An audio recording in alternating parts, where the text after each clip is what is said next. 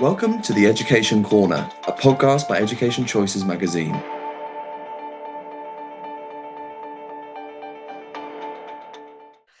Education Corner podcast would like to welcome Mrs. Sarah Segrave, Headmistress at Sandroyd School in Wiltshire. Sandroyd School is an independent co-educational preparatory school for day and boarding pupils aged between 2 and 13 in the south of Wiltshire. The school's main building is Rushmore House, a 19th century country house surrounded by the Rushmore estate, now the school's playing fields, woods and parkland. Sandroyd strives to create a learning environment where happiness and inclusivity are at the forefront, alongside the provision of a broad curriculum that allows every pupil to flourish as an individual. Sandroyd offers full, weekly, flexi and day places and is the largest independent prep boarding school in the community in the southwest. Sarah joined Sandroyd this year and has a wealth of experience from her time working at Eton House in London, where her career grew from head of history and Latin to headmistress and principal. Having known you for so many years and actually having been headmistress of my own children, both, it's such a pleasure to have you with us. It's an absolute pleasure to be here. Thanks, Chloe. Firstly, Sarah, could you tell us a little bit about your background and how you came to your role at Sandroyd? Yes, absolutely. So I went into teaching many moons ago now and was teaching at Eton House the Manor Prep School, mostly teaching history and some Latin. And from there was appointed to be head of our boys pre-prep school. And from there, our girls prep school for 4 to 11, not the founding head of the girls' school, but really grew it from sort of 50 girls through to the school it is today of sort of 220. And then my last 9 years was spent as head of our boys' prep school. And I sort of multitasked for that role. And for 3 years was also principal of the Eton House group of schools, which is the Eton House, the Manor schools and Eton House, Belgravia. So nearly 900 children across 2 sites. And it felt, remarkable to have all of those heads and children and the Eton House legacy very much under my watchful eye for so many years. It felt almost impossible to know where to go from there. And so this is arguably a very selfish move of mine to leave London and grab my opportunity to lead a renowned boarding prep school in a very rural area. I'm fortunate enough to be a governor of a rural country boarding school and knew that was where my heart and passion was for my next headship. And I pinched myself today that Sandroyd appeared just at the moment that I had decided that the time had come to leave London. In your welcome on the school's website, you describe Sandroyd as a prep school which focuses on helping every child fulfil their potential in a supportive and ambitious community where your sons and daughters will be championed and challenged.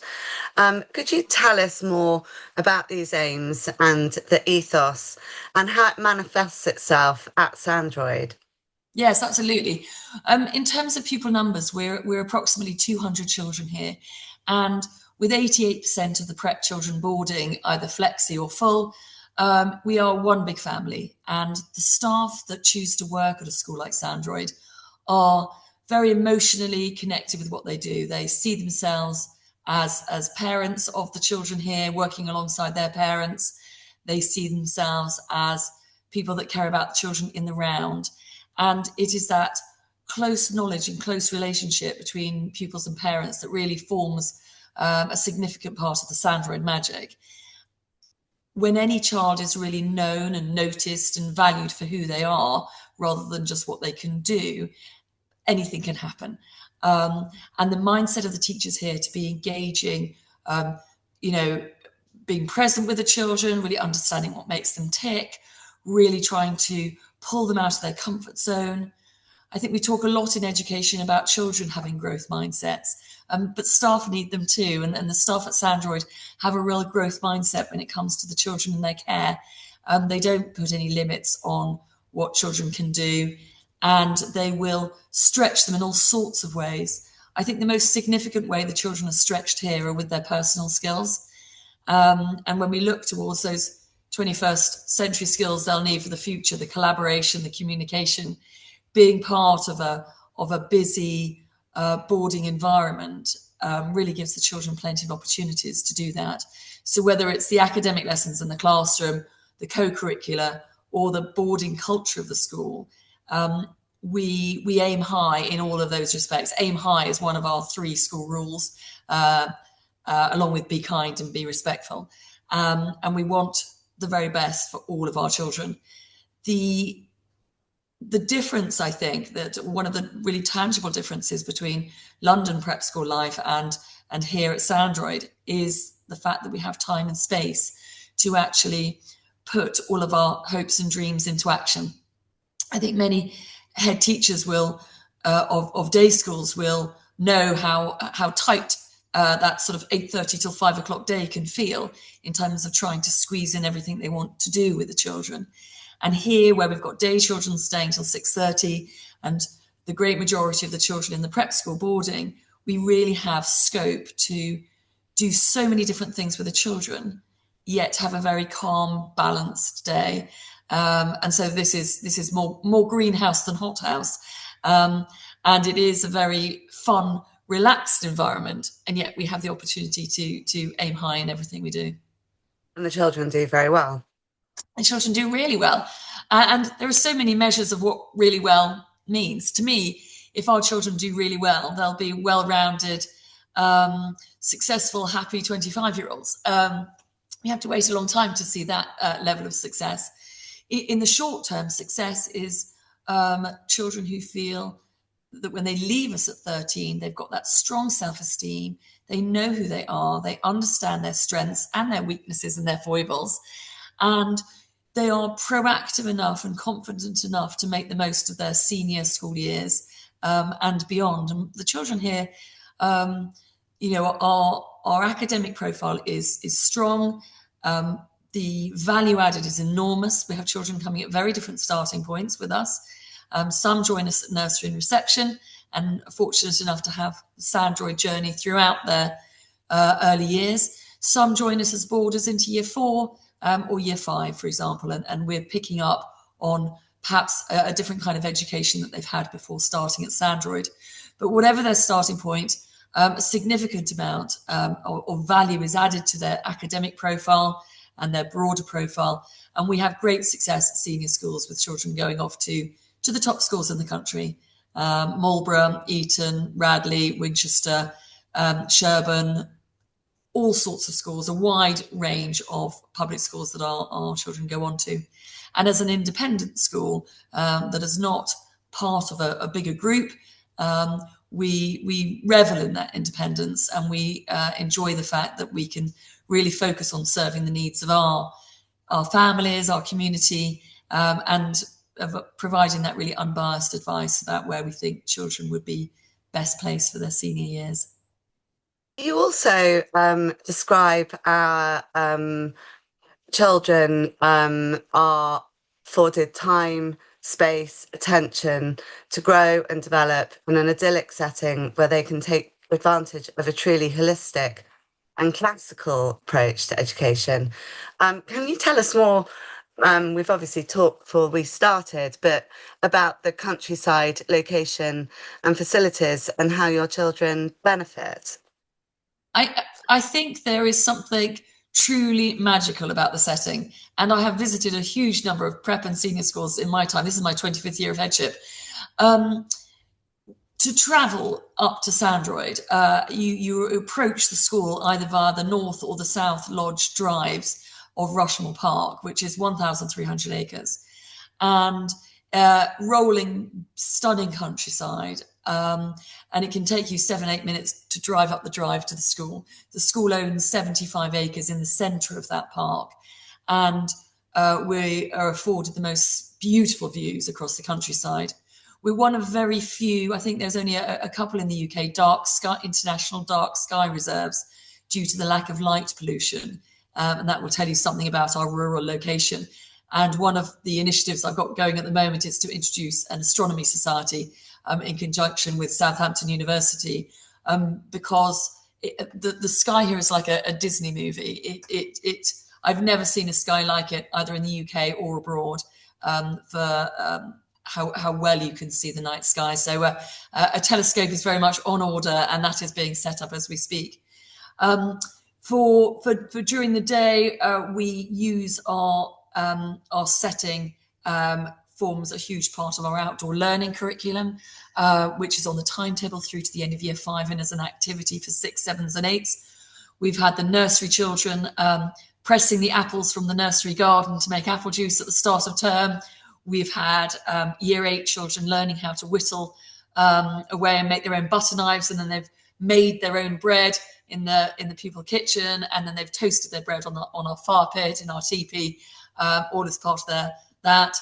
We've had year 7s learning how to pluck pheasants. Just last week, we are surrounded by some shoots in the local area, and so we've made the most of that in their free time. And I think Sandroyd sits in a different place to many prep schools into how freely we allow them to play. And the children in year 7 and 8 can cycle, have their own bicycles at school, and they can cycle off around Rushmore Park as well as within our own grounds. We had an incident right in the first week of term where a boy had to swerve to avoid a deer that ran across his path in the park. Unfortunately, merited a trip to A&E. But a very Sandroyd kind of accident, and all was well with the deer, and all was well with the boy in the end as well. So that was good news. We have 15 ponies, and a third of our children ride. This week is Christmas Gymkhana week, so the ponies are being, having their manes plaited with little bits of sparkly tinsel and Christmas-coloured ribbons this morning. As 70 or so children will be riding. So our setting allows us to do things that I've only ever dreamt of as a head before, whether that's, archery, whether that's, as an after school activity, or whether it's tree climbing that can take place at morning break. And I think that was what struck me in my first week here. I went outside for morning break to see what happens. And there were children in the stables, just, grooming the ponies. There were children in Pet's Corner, and I was instructed very eagerly by a group of year 6 girls to hold the chickens. I got introduced to puff pastry, one of the chickens on day 2. There were children in the adventure playground. There were children on their bicycles. There were children on the AstroTurf knocking around with a football. There were other girls playing tennis, and the ability to just go and find something you really enjoy doing, whether that's climbing a tree or something more structured, is there in a way that it's just not possible in many other settings. So we really do make the very most of where we are. That sounds absolutely idyllic. You offer a wide range, which I think you've semi-hinted at already, but a wide range of extracurricular activities spanning from traditional sports to including more unusual clubs such as croquet, pentanque, cross-stitch, embroidery and stone carving. The school website describes this as part of a balanced curriculum that provides many opportunities for children to take controlled risks, to learn from mistakes and to gain support from each other, as well as excellent role models. Could you tell us more about the benefits of this extensive range of activities and experiences for your pupils? Absolutely. I think we try to make sure that all of our additional activities and opportunities range from the physical to the more intellectual or cognitive, to those related to things like performing arts and art and DT, for example. And I think the importance for children to find things that they enjoy and to think of the word prep as a preparation for future life, whereas I think sometimes the word prep people now associate only with getting them into their next schools, which is obviously an important part of what we do. But we know that this increased focus on children's well-being over the last but certainly over the last 10 years, I would say, and how important it is to help children become not just well-rounded, but physically well, mentally well children, and how important that is. And I think many schools do what I would call a sticking plaster approach to well-being, where they focus on providing well-being support in the form of counsellors or ELSAs. And we do that here too, and it's a very important part of our provision, but it's reactive. I think if you take a proactive approach to well-being, we know that well-being comes from finding hobbies and interests that distract you from your thinking about other things. Well-being is often associated with being able to find the right perspective, to not feeling overwhelmed.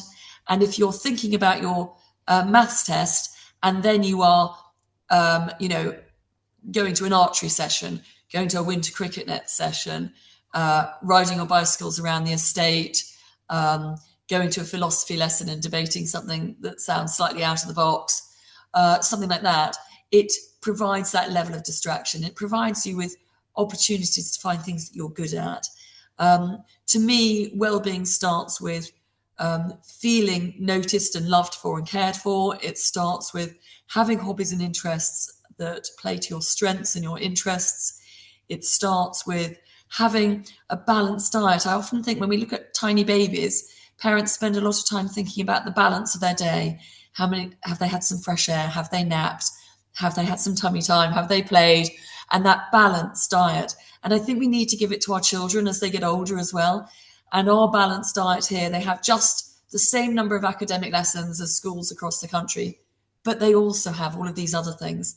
And that is where the well-being at this school is kind of centered and focused, is on this breadth. So it also means that our children learn more and more about themselves. If I were to describe the pupils here at Sandroyd, they are genuinely charming, lovely, happy, self-confident, not self-conscious, happy young people.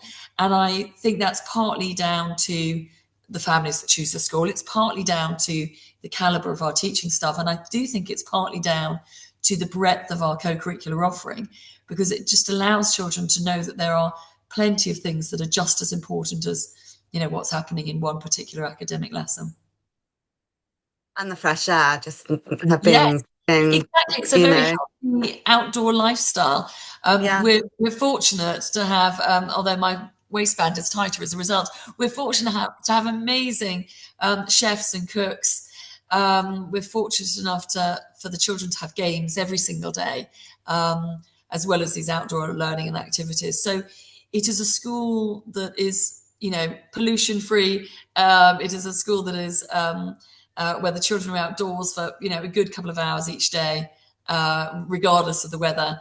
And it's a school that focuses, yes, on that physical health, if you like, through the sport and the exercise and nutrition, as well as as their mental well-being and health. You are registered as a pony club centre and have excellent riding facilities and lessons, as you've already mentioned. How does riding form a part of the school life at Sandroyd? Yes, it's a huge part. It's very central to what we do. Our stables are just next to and opposite our performing arts centre and our art studio. And any child, whether they ride or not, is so welcome to go into the stables and see the ponies. We've got a new head of riding that started this term who's wonderful, a new deputy head of riding, and they have all sorts of different offerings. So some children have individual lessons. Some children will have a small group lesson, up to 4 in a group. Some children will also play polo, and we have links with Dorset Polo Club, and they will play. They competed at Oxford actually this weekend and won, I gather. I've yet to catch up with the children. That was yesterday, to see how they got on. And I think the focus on animals here is very important. A parent said to me the other day, "What sort of children do you want at Sandroyd?" I said, well, they have to be animal lovers, because between our tortoises and our chickens and hamsters and bunny rabbits and Pets Corner, and with my new puppy joining the team, we've now got 24 staff dogs on site for much of the time. loving animals and being surrounded by animals is part of what we do. So the children that do ride, they will ride either in their free time or in lieu of a games lesson. Because we have games lessons every single day, 6 days of the week, we run a full Saturday program of lessons in the morning and sport in the afternoon. It means that they can lose, if you like, or exchange one of their regular games lessons for a riding lesson, and they can switch that out.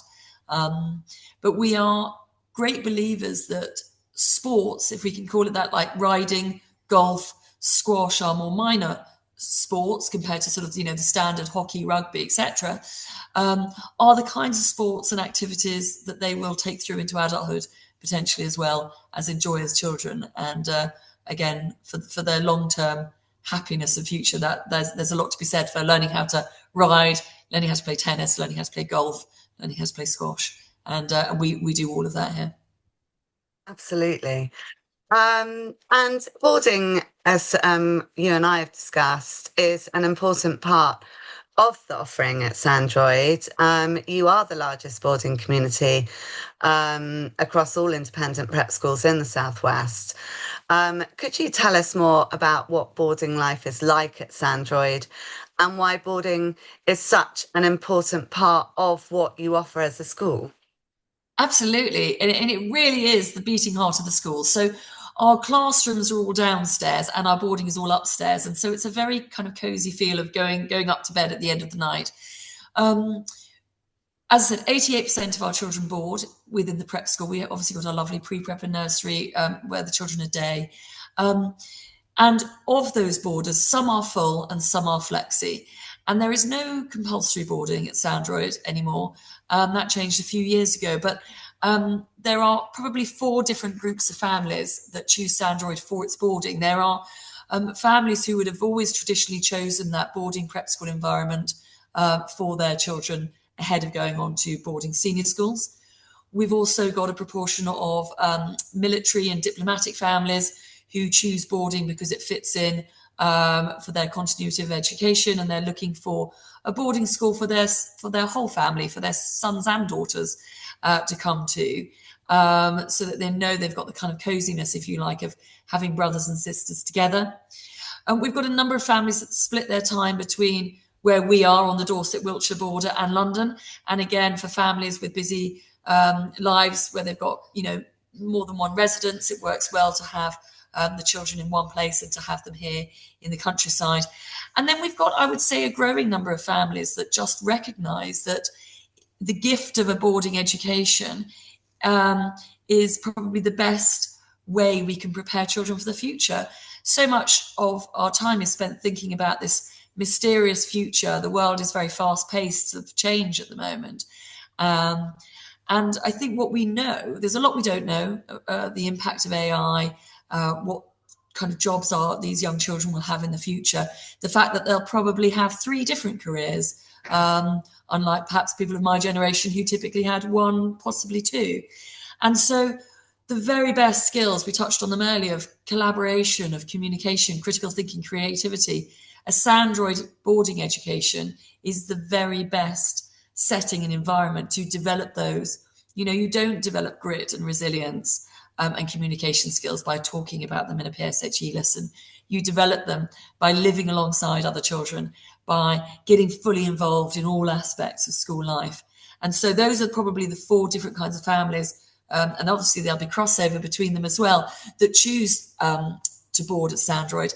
And I would say that what happens is, yes, some families come here because it's boarding, and some arrive as day families.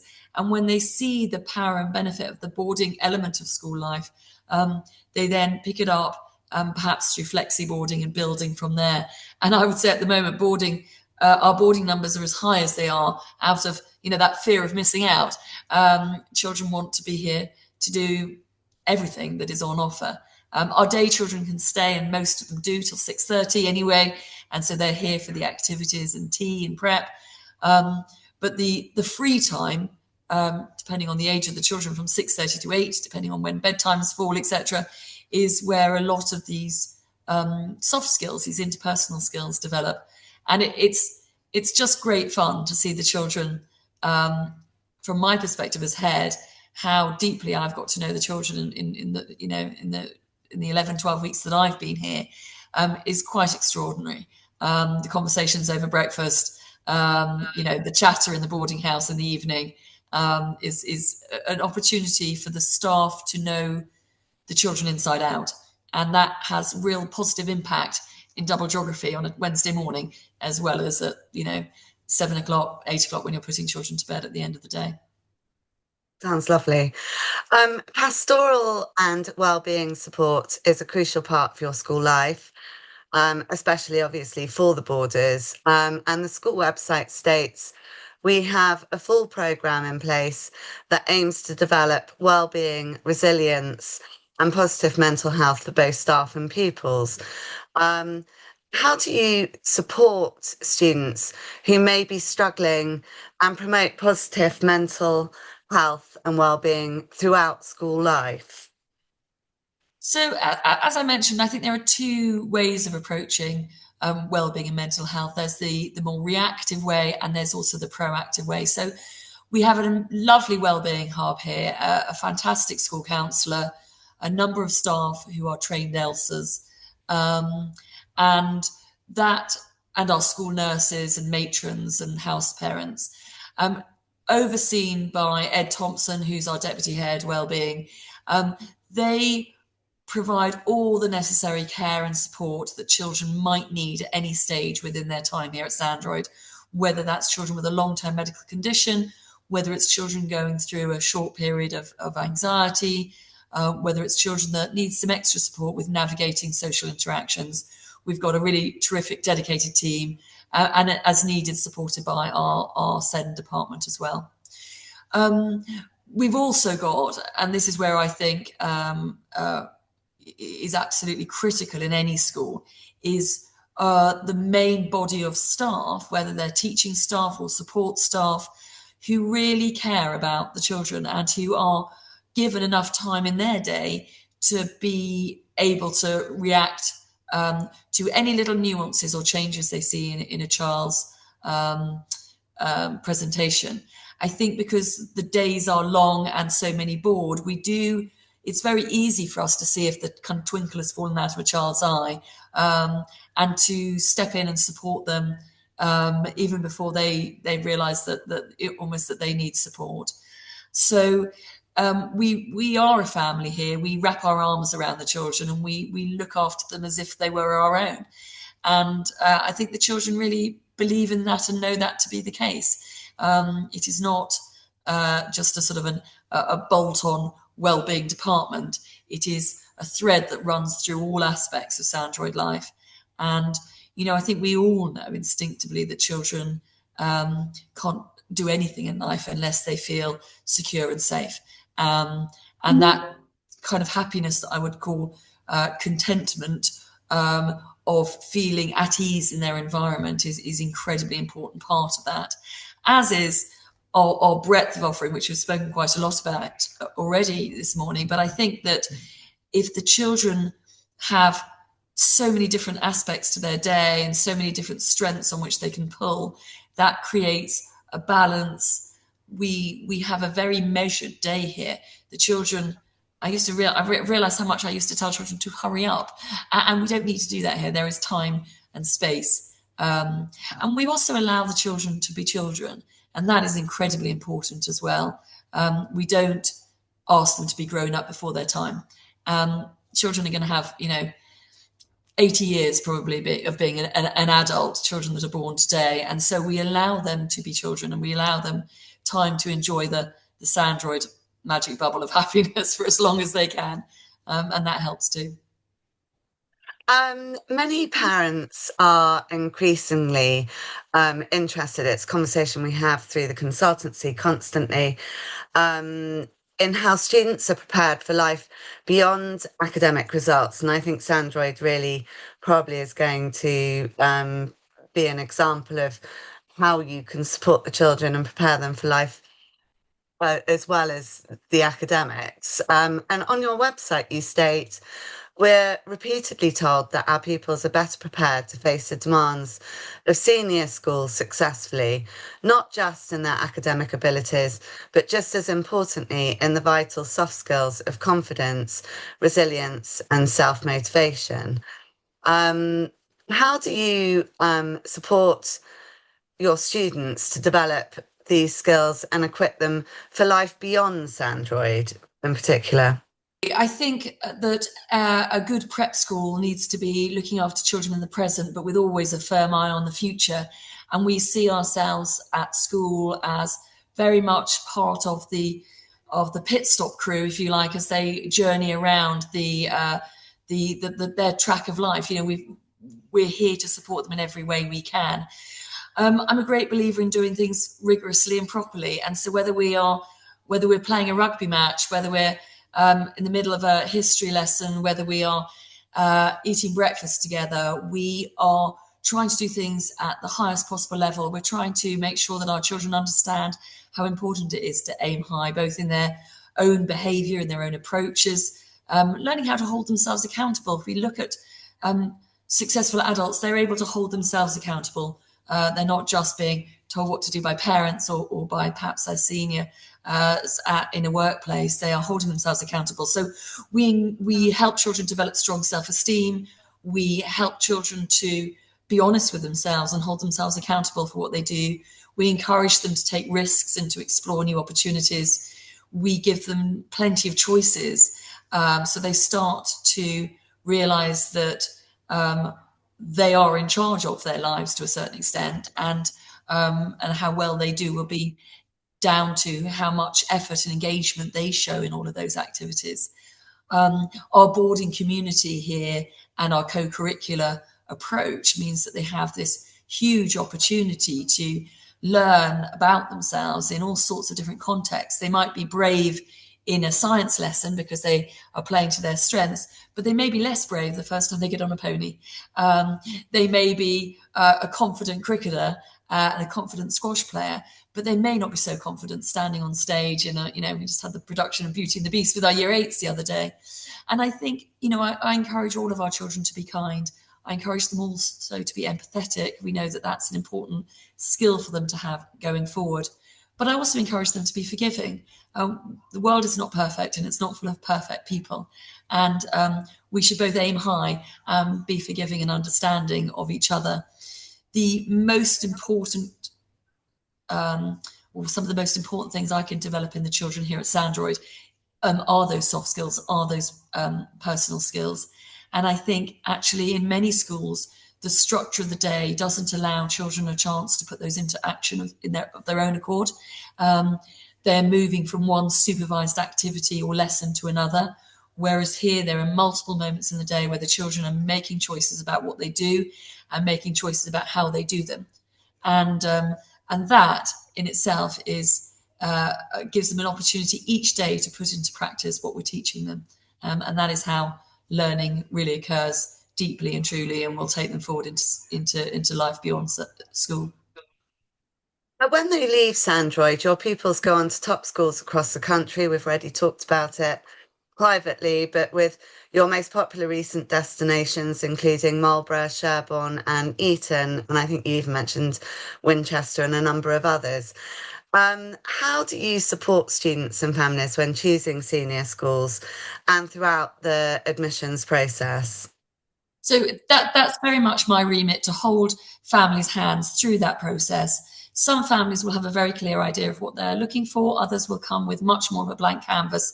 And I can draw on my experience. As I said, this is my 25th year of headship. I know many of the senior schools well.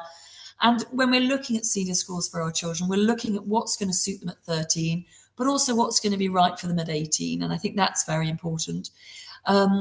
I'm looking at a child's personality and character. I'm looking at the values the family have and what kind of a school is going to align with their family values and what priorities they have and they want for their children. So I will work closely with families to balance the aspirational ambition we should have for all children to send them to the very best school that they can get into and that they can be ready for, alongside obviously pragmatic conversations about whether families want all of their children to go to the same school, or whether geographical location matters. Sometimes it can, even with a boarding choice, sometimes it's less important. So I'll talk to all parents when they're in year 5, or when their children are in year 5, to help them start to think about all of these different considerations. And I've written a new senior school guidance pack for our Sandroyd families here to help them with that process. And then I'll meet with them individually. And of course, our academic program is tailored to make sure that the children are match fit, if you like, for those pre-tests, and both the ICB pre-test and the more individual school ones. We want the children to feel ready for those. They are our family service style of lunch, where the children sit and have conversations with the teacher over lunch each day, means that very little interview preparation is really necessary. The children are used to talking about current affairs, politics, the books they've read over lunch each day with a member of staff. But of course, we do also just give them a little bit of support and guidance around those interviews as well, and some of the group activities that they do. And the feedback we have from senior schools is that our children naturally do very well in those sort of more teamwork, team building, that side of the assessment process, the interview and the teamwork. Our children absolutely shine in those, because it plays to some of the things they do in everyday life here. And academically, whether that's prepping them for academic scholarships in year 8, or whether that's prepping them through our what we call RATS, our reasoning and thinking skills program, for our younger children. They are very much lined up to achieve success with their senior school choices. And finally, what are your hopes or plans for the future of Sandroyd? I know it's very early doors and it takes a good year, doesn't it, to kind of really get your mojo going. But kind of, do you have a vision going forward, Sarah? Yes, absolutely. I start by saying how lucky I am to have inherited a school that's in such great heart at the moment, and with such lovely families and great teaching staff. So this is the things I'm looking to tweak and change, and not they're not groundbreaking in the sense that we're not looking to change our profile. We will continue to be an independent boarding prep school for 2 to 13-year-olds. My first couple of projects, though, are to introduce an astronomy society to take into account us being here in this dark sky reserve, and also having a real focus on what we call our junior wing, which is for our year 3, 4 and 5 children. And we're looking to develop all of their classroom doors, take them straight outside, and looking to create a really kind of imaginative garden play area that is bespoke for our year 3, 4 and 5 children to enjoy immediately outside of their classrooms. And they, at the moment, are fortunate enough to have their own junior library, sort of common room area within the wing. And again, looking to redevelop and create, again, a more kind of inspiring, imaginative space there. So focusing in on that junior wing and focusing in on our astronomy and our academic enrichment program, a couple of the things for the very immediate future, hopefully of this year. And then looking further ahead beyond that, I would, we've got some amazing sporting facilities here, and I just need to make sure that they're in good order for the future generations to come. So we're looking at, regenerating things like our AstroTurf, etc., and cricket nets over the years to come, to make sure that we're ahead of the game with all of our sports facilities. Sport is a really big part of what we do here at Sandroyd, and we want to make sure that our facilities, continue to be absolutely outstanding in that respect. Well, I honestly, I wish I was there. Right the way from turtles through to ponies through to rats. Thank you so much for telling us and sharing with us about your new role at Sandroyd. It sounds amazing, and I can't wait to come and see you there. And I'll bring my puppy too. Yes, please do. Please do. Thank you. Thank you, Sarah.